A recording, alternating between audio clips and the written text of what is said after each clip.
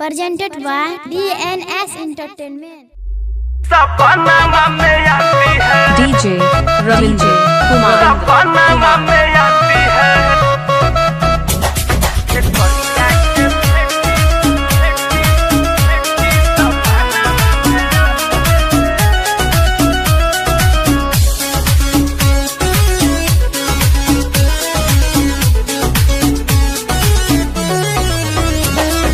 कातिला नया दपति बना बनावो है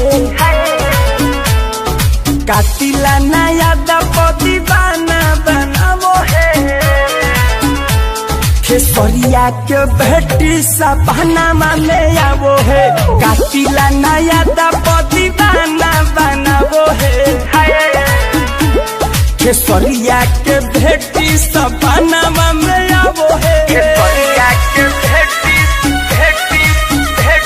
सपना में आवो है DJ Ravindra Kumar. Music by Pawan Yadav.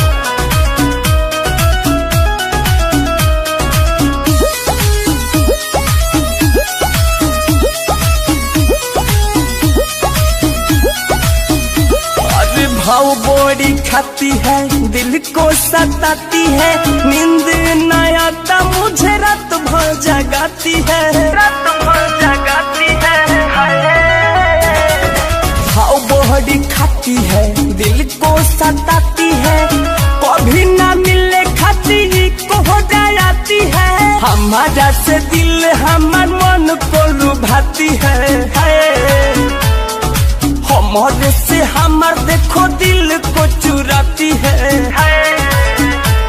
खेसरिया के बेटी सपना में आती है कातिला नया से दीवाना बनाती है खेसरिया के बेटी सपना में आती है सपना में आती है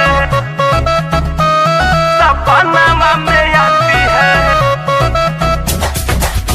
डीजे रविंद्र कुमार।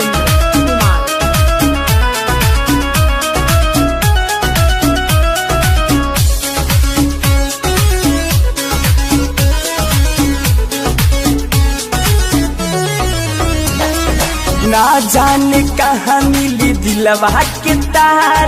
कहे सुपर स्टार पापा हमार पापा कहे नहीं मिली मोर दिलवा के तार देतिया धमकी की पापा स्टार पंकज को जाने क्यों इतना सताती है पंकज को जाने क्यों इतना सताती है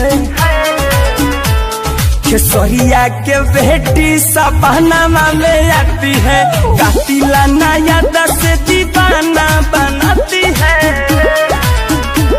खेसरिया के बेटी सपना में आती है। रविंद्र